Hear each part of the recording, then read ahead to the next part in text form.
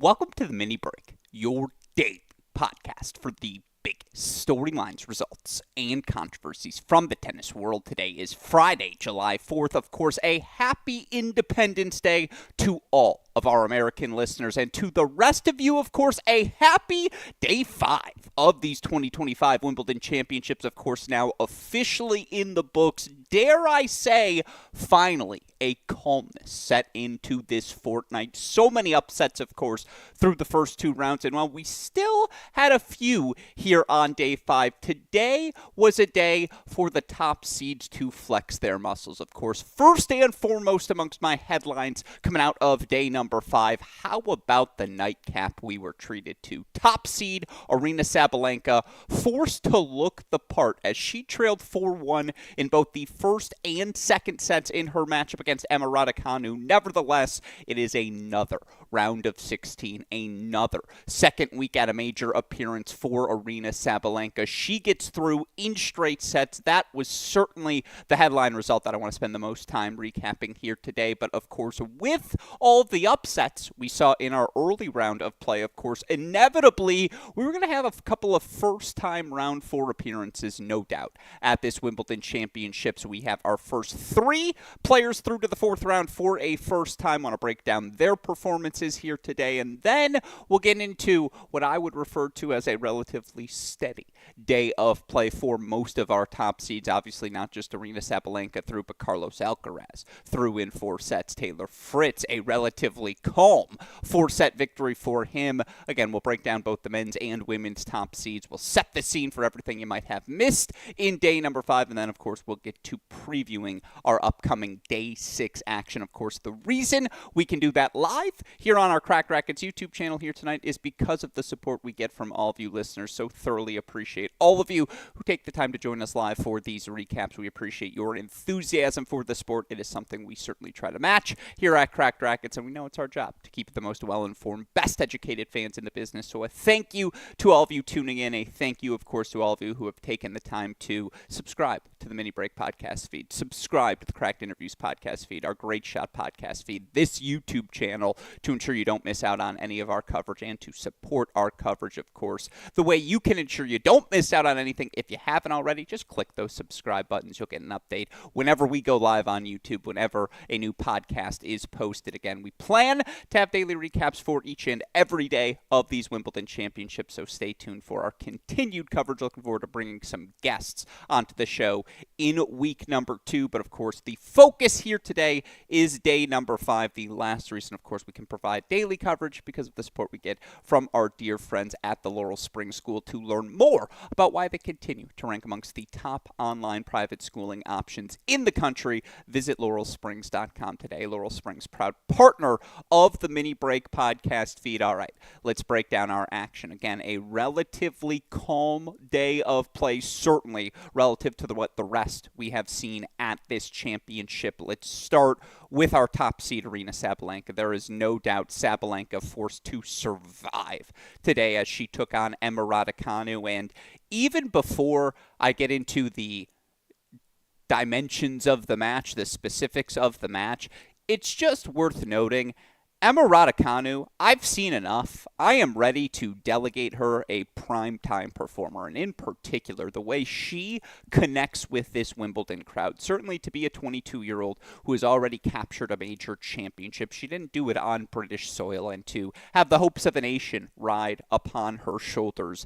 It is an environment under which she thrives. You saw the enthusiasm. You saw every seat in the house taken. You saw how that energy was able to propel Raducanu to such a fast start in set number 1. Again, racing off to that 4-1 lead, lacing returns down the line. And again, Raducanu's down the line return, in particular that forehand line that she likes to take on the deuce side, the forehand inside in, she likes to crank on the ad side as well. Those contact points, even against Sabalenka's serve, I mean, they held up extraordinarily well. And again, the aggression with which she was able to play, the tone with which she was able to set Sabalenka out of sorts early with the forehand because of the pressure.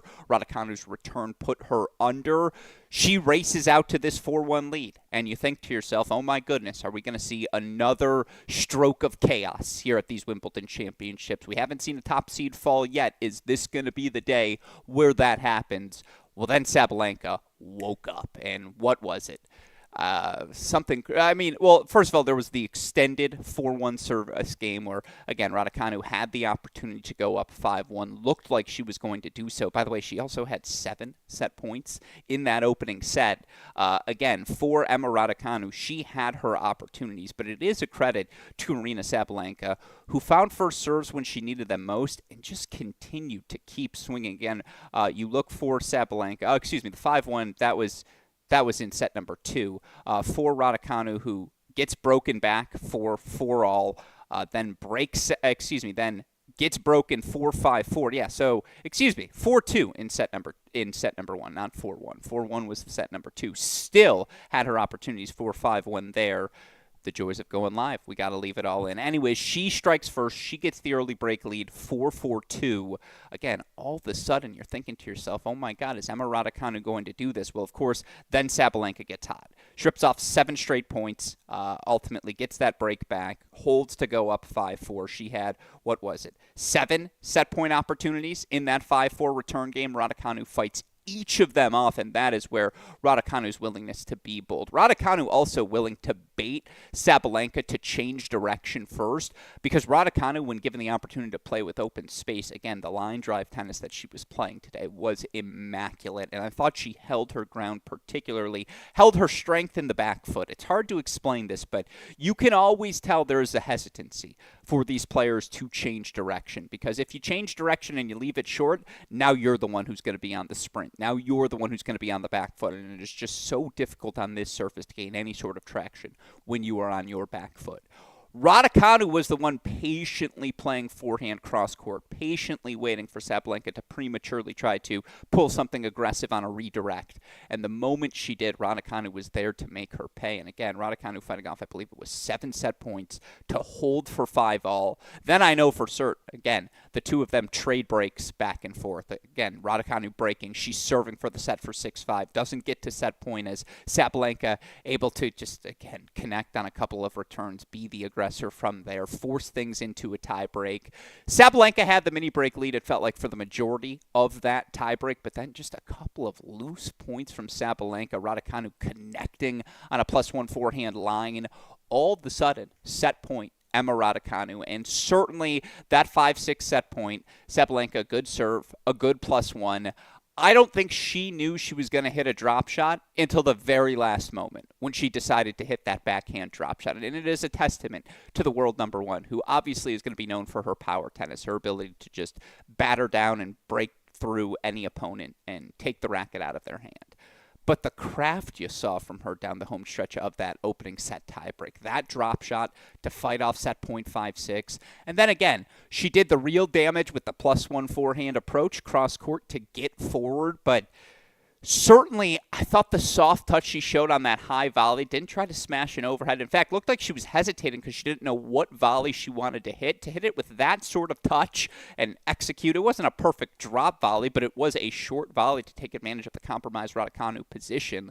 Like that, those two sequences of touch, the backhand drop shot to fight off set point, the exceptional volley to finish her set point, it just speaks to the totality of things Sabalenka can do when playing attacking tennis, and it's why she is the world number 1. It's why it doesn't make sense that this is the one major she's yet to reach a final, a major she's yet to win a title at. And certainly for me, I've always thought it is when, not if, that title is going to happen. With the way the draw has broken, hard to imagine things going better for Aryna Sabalenka, particularly now on a day where, look, Sabalenka's had some tough tests in her opening rounds. Obviously, it's Raducanu, not Vondrousova, but she was down 4-1. 4-2 in set number 1. By the way, she was down 4-1 in set number 2. Raducanu just came out striking the ball brilliantly. And yeah, it was a bit of a mental lapse. A couple of loose errors from Sabalenka to get broken in that service game in her typical spraying fashion, or just, why are you trying that drop shot now fashion. But Raducanu capitalized an easy hold for 4-1, and it looked like she was going to get the double break 5-1 lead. Sabalenka finds a hold from there. Then she's able to break, and then she was rolling down the home stretch. Played some really good tennis to close things out. Look, again, for Sabalenka, the final line, 31 winners against 32 unforced errors. She made 64% of her first serves. 11 of 20 at the net, not great. 4 of 15 on break points, not great either. But you got to keep in mind, 7 of those break points were the 7 set points she had fought off on her racket. Raducanu serving in that opening set. And again, then to go down set point as she did, to go down 6-5 with Raducanu serving for it and to not cede a set point in that moment. It's the sort of early round adversity you're happy about when you can get through it. And certainly to watch Sabalenka embrace the crowd afterwards and discuss how their energy really did make for a more fun environment. This was the match of the day, unequivocally. Aryna Sabalenka's power tennis winning out. Just again, it was a little too difficult for Raducanu to sustain the aggression she was forced to play with. And more than anything, her second serve was just a liability throughout the course of this match. Now, she didn't have to hit many in this match, only 22 of them, but 9 of 22 on those second serve points. And more than anything, struggled to find that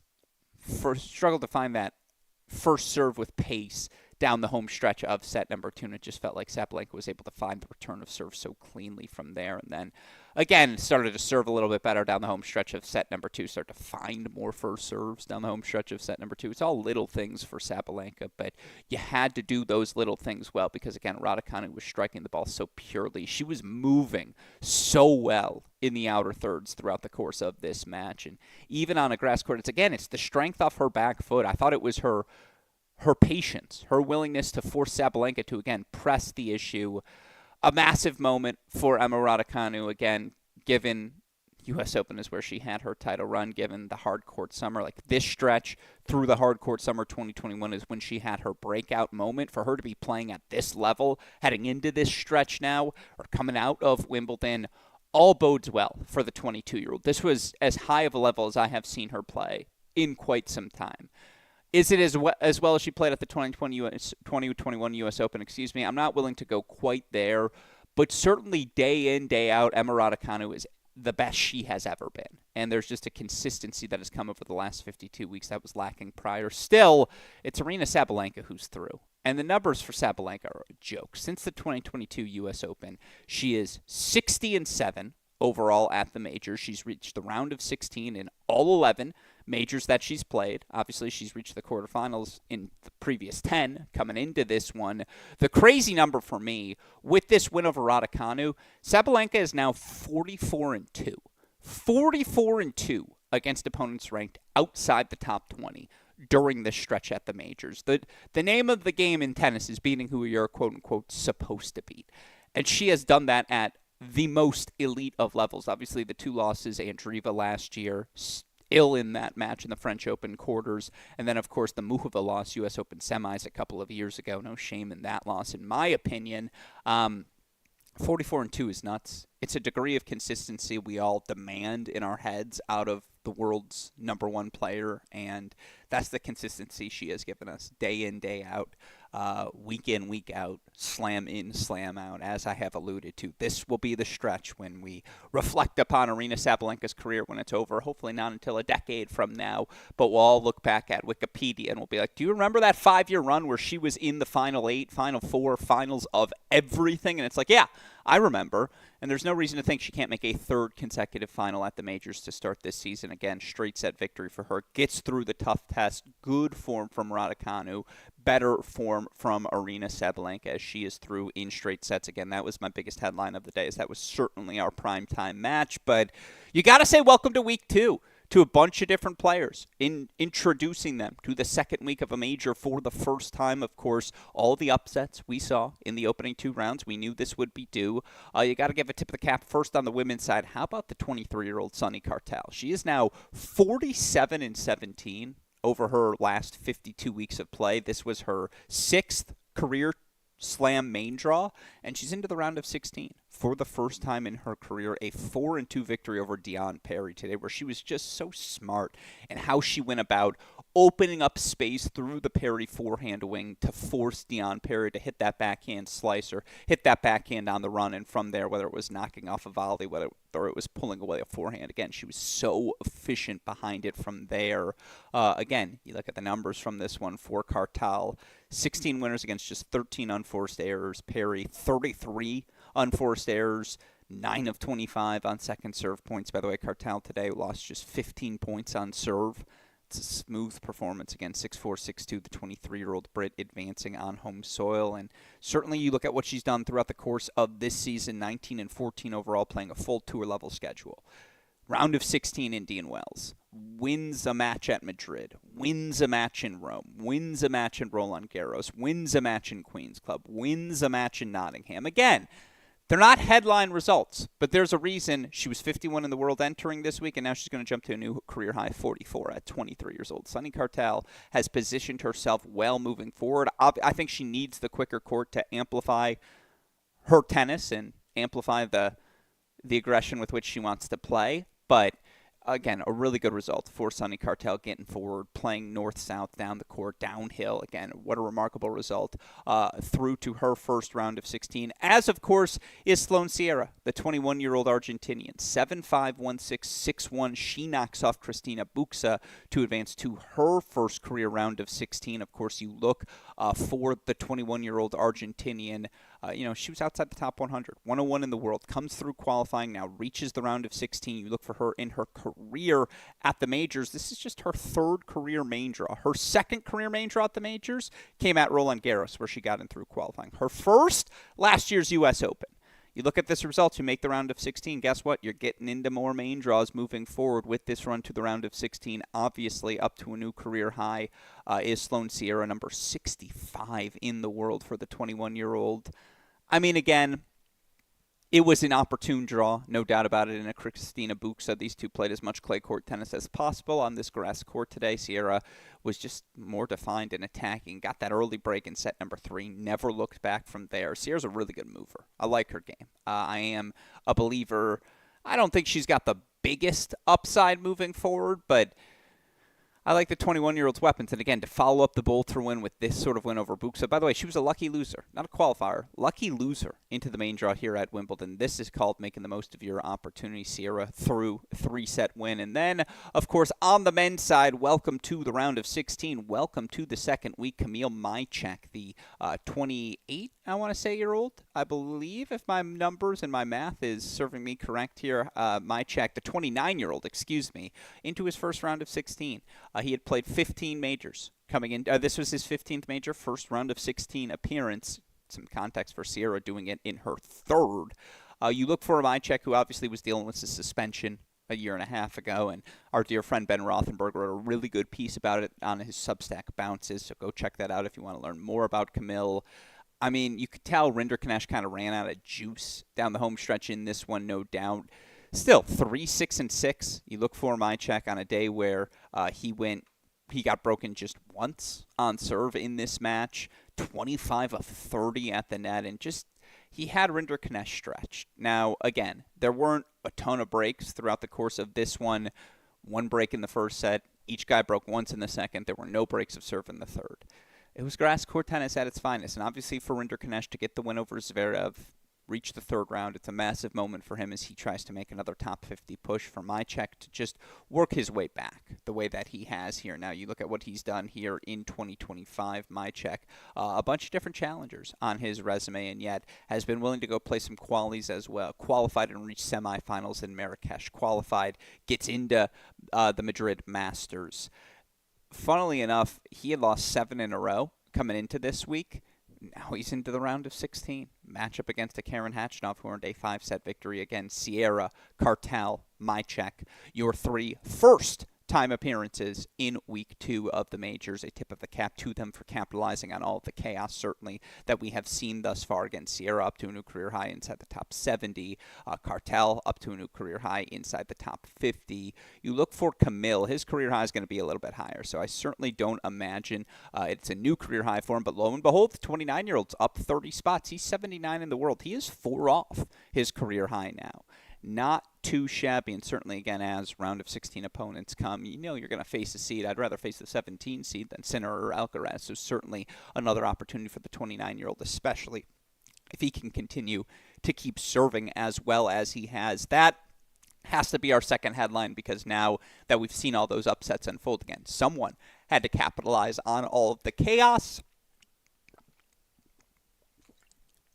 Quick swig of water, and we keep rolling. Next up, third headline, of course, the rare steady day. And this gets to the rest of our top seeds who are in action here today. I mean, look, Carlos Alcaraz did drop a set. It's his second match in his first 3 where he's dropped sets. But ultimately, him dropping that second set, yeah, Struff played a clean set on serve.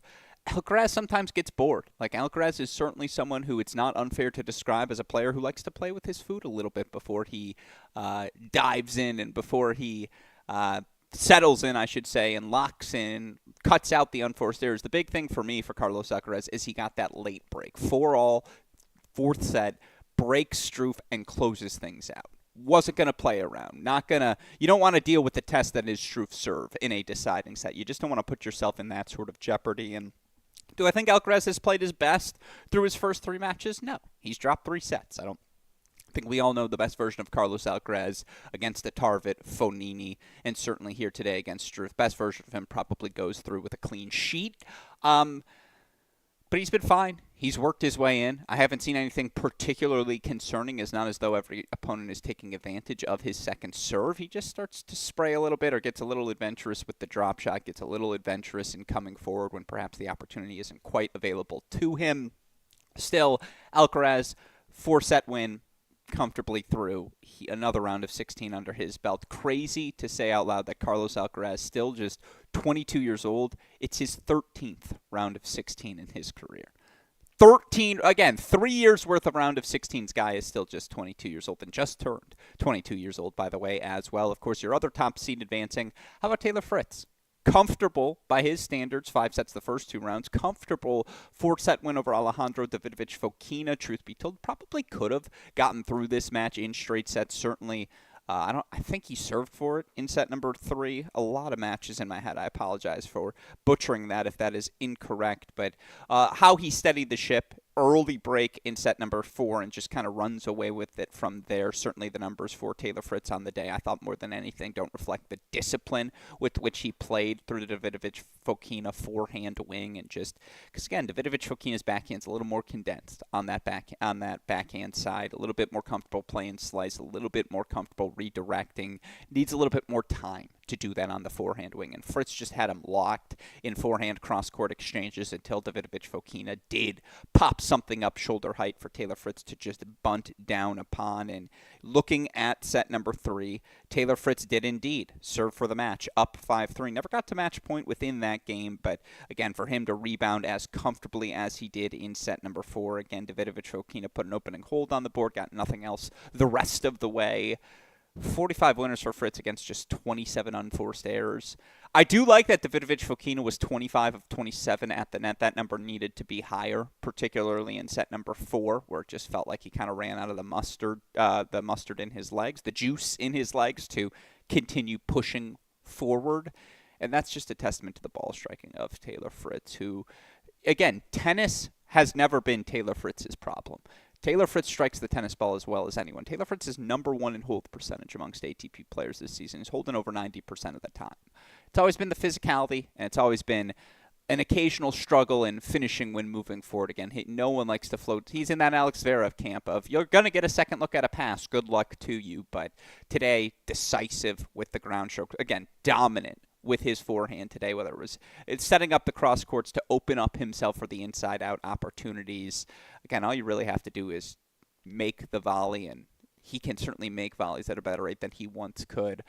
Sound victory for Taylor Fritz. Again, threw in 4 sets. A good performance for the number 5 overall seed. And dare I say, his next match, a deep breath. Like, he's going to take on a Jordan Thompson, who's into a round of 16 for the 3rd time in his career at the majors. A Thompson who, given all the injuries he's been dealing with, he's talked openly, he's had to take a bunch of painkillers this week to just deal with all of that pain. For him to go 5 sets, and then today 4 sets over Luciano Darderi and just grind his way into this round of 16, given he's got round of 16 points, I believe, to defend at from the U.S. Open. Coming up. A massive moment for Jordan Thompson, back up to 39 in the world with this result. By the way, Taylor Fritz, who 2 weeks ago was outside the top 15 of the points race, he's now 12th in the points race, and there's a cluster of guys, Dimmenauer, Shelton, Menchik, Fritz, who are all going to pass 8th place Tommy Paul with one more victory. But Taylor Fritz is amongst those 4 guys, again, who has just put himself back in a tour finals position. Obviously helps that the rest of the field's been what it has been, but Taylor Fritz into the Wimbledon round of 16 for a 3rd time, his 2nd consecutive season, his 3rd time in the last 4 seasons, and it's his 8th career round of 16 as well. Again, a good performance for the top-seeded American. Of course, your other seeds on the day. How about Andre Rublev just quietly maneuvering through this? I mean, look, it's this version of Adrian Mannarino. He should earn that win in straight sets. He does. 16th round of 16 for Rublev at the majors in his career, obviously still in pursuit of that first semifinal. Again, he's reached 10 quarterfinals in his career, is yet to get through that threshold. A guy who has made 5 straight tour finals and no slam semifinals. It honestly still just speaks to how good he has been week in, week out prior to this season. But boy, again, needed this summer stretch, back-to-back round of 16s for him. Now, obviously, he was dealt Sinner at Roland Garros. He's dealt Alcaraz here at Wimbledon. You'd think, again, with the heaviness with which Rublev could play, you'd maybe want to play Alcaraz most on this surface because you know you're not beating him on clay. Rublev, too one-dimensional, Alcaraz, too dynamic. Probably the same thing on hard courts here. If that one dimension is good enough, you can just take the racket out of the opponent's hand. So looking forward to the battle between the two. Again, quietly, just another round of 16 for Andre Rublev, which, again, he kind of desperately needed because right now Andre Rublev sitting at 14th in the points race, though with this result, he is back up to 9th in the live rankings. Welcome back to the top 10 to Andre Rublev. Again, the rare steady day for the top seeds on the men's side. Certainly enjoyed, as it'll set up a fun weekend moving forward. And you do want some spice with those week 2 matchups. Not that we don't love the Cinderella stories, not that we don't love players like Sierra and, again, all the Sierra and certainly Camille Mychek and certainly, again, Sonny Cartel. That was my second headline of the day. But it's nice to know you get a Rublev-Alcaraz round of 16 matchup, right? And just something you can guarantee to throw on the screen and you know you're going to be entertained. And even the mainstream fans will be like, oh, yeah, I've heard of these fans as well. So maybe it just makes it a little easier to convince your friends, your family, to watch alongside of you. But a much-needed result for Andre Rublev. Again, a rare steady day for the top seeds on the men's side, of course. Did have a couple of upsets on the day, both of them coming on the women's side. How big of an upset is Elisa Mertens over Alina Svitolina? I would argue pretty significant, just given how good Svitolina has been this season. Now, Mertens has quietly been awesome as well. You look for Elisa Mertens so far this season, now 29-12 overall on the year. She's top 10 in terms of total victories on the WTA Tour here this season. You look for Mertens, she's 15th in the points race right now, and reaching this round of 16, she's going to leap back up to 21 in the live rankings very quietly. Round of 16, number 15 in the career for the 29-year-old. I mean, again, Svitolina just didn't have the juice today. Once again, it just felt like Mertens was the more dynamic player in the outer third. It felt like Mertens was more dynamic at getting forward to the net, even though, combined 25 net attempts, Mertens 12, Svitolina 13. Mertens served a little bit better today, but the big thing was the Svitolina second serve. It just felt like Mertens was so much more comfortable being the aggressor with her second serve return. And once again, much like Raducanu, these line drive returns that get you stretched, that force you to pop something up, and then the opportunity to play approach shot behind you and just that sort of attacking tennis. She only had 12 net points in total, but I wonder how many outer third Svitolina misses were forced errors where Mertens was pressing forward to the net had there been another shot in the rally, what that number might look like. Again, a lot of middle third errors from Svitolina. It just wasn't a great day at the office for the number 14 seed. Tough day for both her and obviously her husband, Gael Monfils, as he gets knocked out in 5 sets by Fucsovics. Huge win for Elise Mertens. Again, the signature win that her season has otherwise been lacking because, again, 29-11 overall on the year. Now, 29-12, is Mertens. You look at her record against top 20 opponents so far this season. Mertens 4-9 against the top 20, but it's Pegula in Rome, Schneider in Stuttgart, Alexandrova and Den Bosch. I think this one hits a little harder just given the venue that it's at still. She pulls off one of your upsets on the day. And then, of course, your biggest upset on the day by ranking, by form, certainly. How about Laura Siegemund? Siegemund into the round of 16 at a major for just the second time in her career. It's the first time since Roland Garros 2020. Straight set victory for Siegemund in knocking off 6-seeded Madison Keys, a 6-3, 6-3 victory. I'm not here to make excuses for Madison Keys. It was very clear she didn't have the energy at the start of this one. Everything seemed off. Everything seemed slow, and then it comes out after the match that she was sick, had some sort of illness going into it. You could tell because the rhythm just wasn't there. The movement wasn't there for Keys. It was a little bit sloppy. Felt like, again, body language-wise, she was constantly hanging her head, not in disappointment, but just in exhaustion. And look, she made 70% of her first serves in this one, went 1 of 19 on second serve points. And the first serve didn't have its typical panache. 31 unforced errors to Siegemund's 11. Siegemund 12 of 15 at the net. Keys 10 of 26. And you could tell she was just pressing, forcing Siegemund, trying to take away the net from Siegemund. Approach shots that probably were inopportune and premature. It was a sloppy match from Madison Keys. She looked like she was playing ill. I don't know how else to say it. I'm not making an excuse. A win is a win for Laura Siegemund. A massive victory again for the 37-year-old and certainly keeps her in the mix into the round of 16 on a surface where obviously she should be at her best with her attacking tennis. She went from 104 in the live rankings to 73. Congratulations. You're getting in to that main draw at the U.S. Open. A massive victory for Laura Siegemund. And by the way, now 5 of our top 6 seeds knocked out before the second week.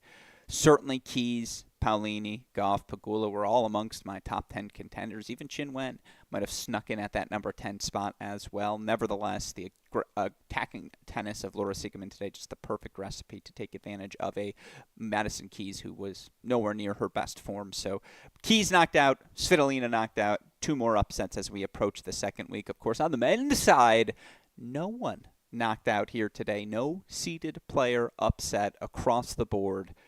I mean, I guess we were just due by the numbers. Certainly came close. Nuno Borges served for the match against Karen Khachanov. He was up 5-2 in the deciding set. Khachanov from behind, 7-6, 4-6, 4-6, 6-3, 7-6, comes back, grabs the match. I mean, it's a massive moment for Khachanov, who just very sneakily, by the way, Rublev's 16th round of 16, as I mentioned, at his career. Karen Khachanov now, a very respectable 12. 12 second weeks at the majors pays the bill. There's a reason this guy has been top 25 almost a decade. Since 2018, obviously wins Paris 19, makes a couple of slam semifinals during his career as well.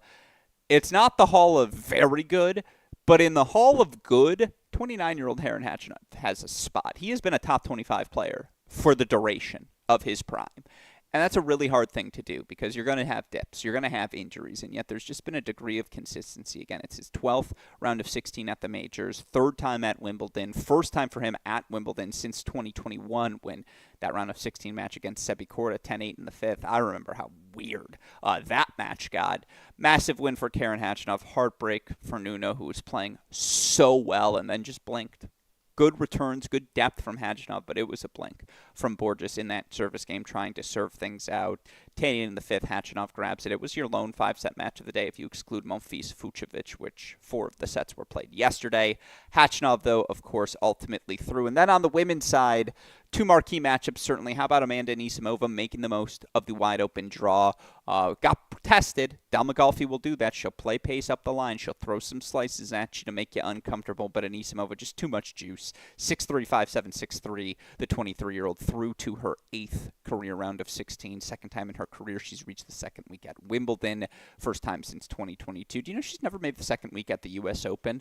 Good storyline to monitor when we get closer towards New York at the end of August, because certainly feels like the 23-year-old is due. And yeah, with this victory, she's now up all the way to 9th in the points race. She's currently sitting at 10th in the live rankings, which would be a new career high.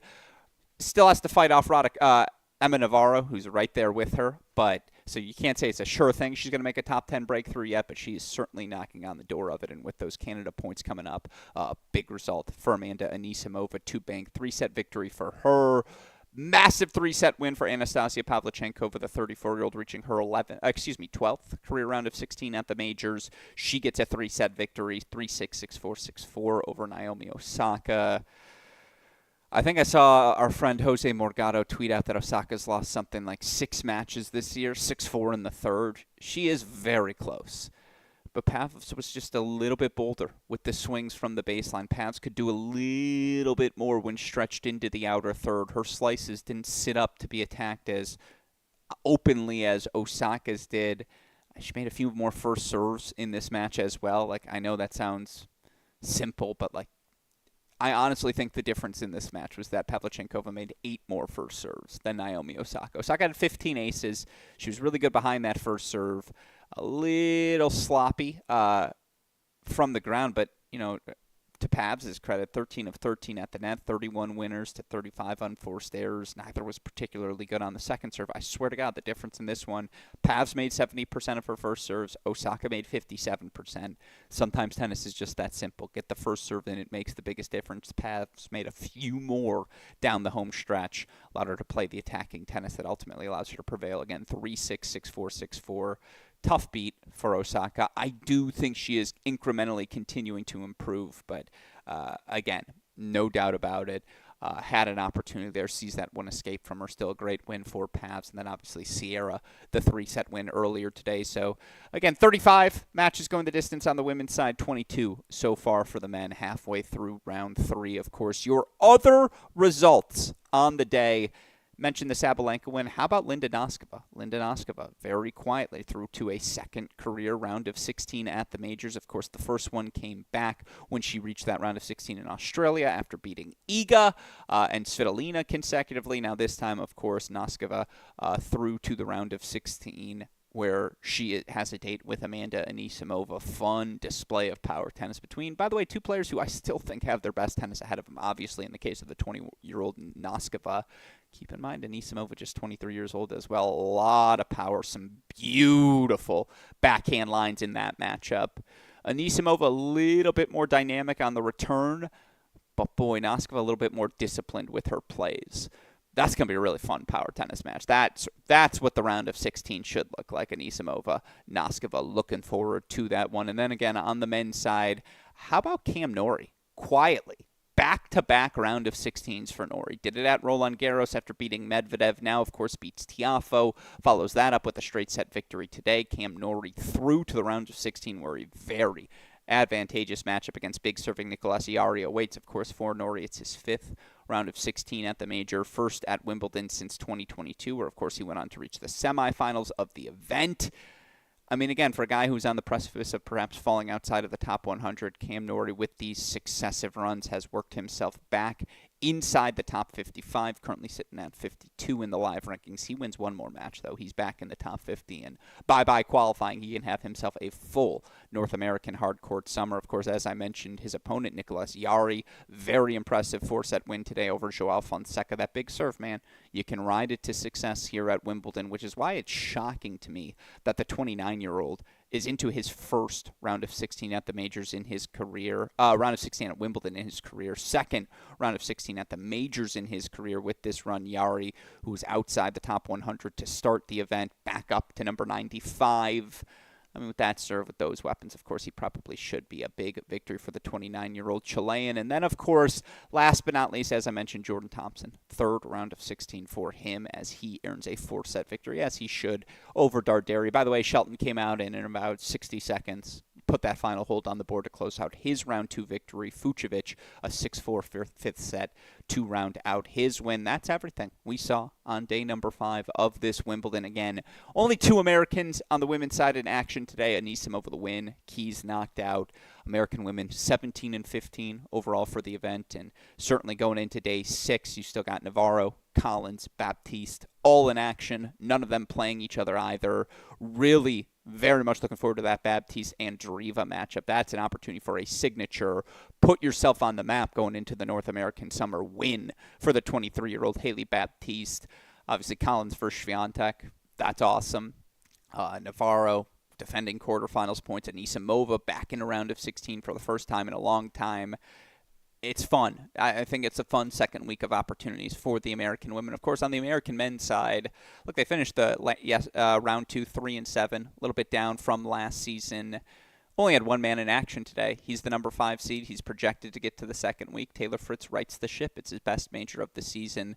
The American men 14 and 13 overall. Shelton, Nakashima, both in action tomorrow. Looking forward, of course, to both of them. Didn't have any college women, unfortunately, in play today for the first time. But again, Navarro, Collins, both in action tomorrow.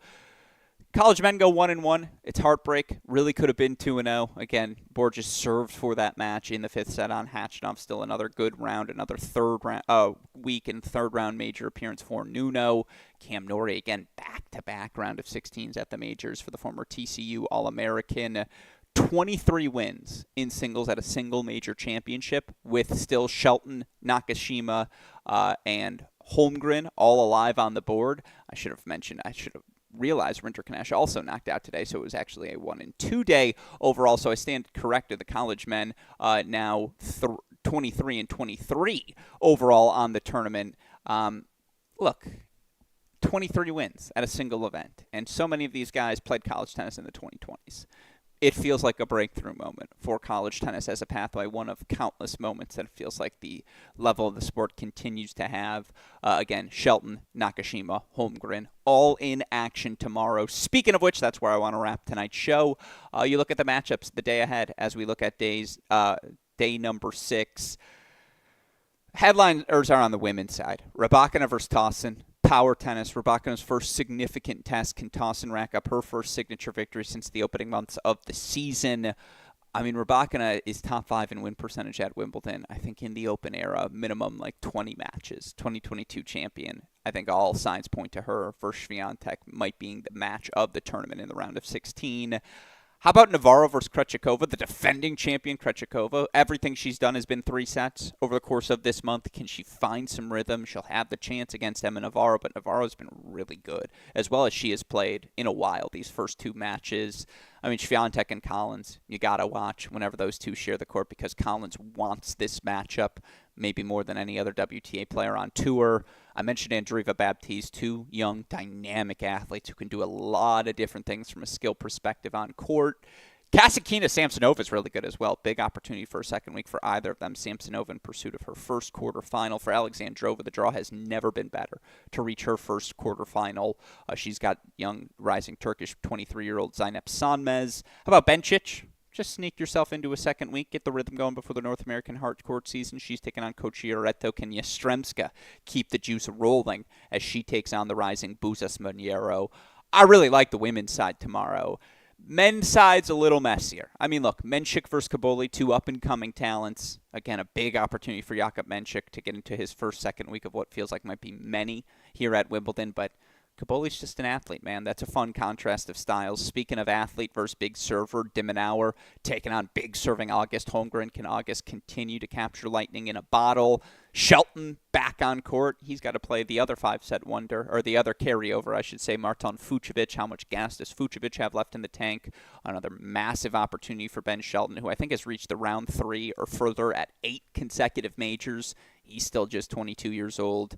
Djokovic versus Kecmanovic. Shout out to the battle for Serbia. Nakashima, very big opportunity as he takes on Lorenzo Sonego. Nakashima quietly round 3 or further at this event, 3 of the last 4 years.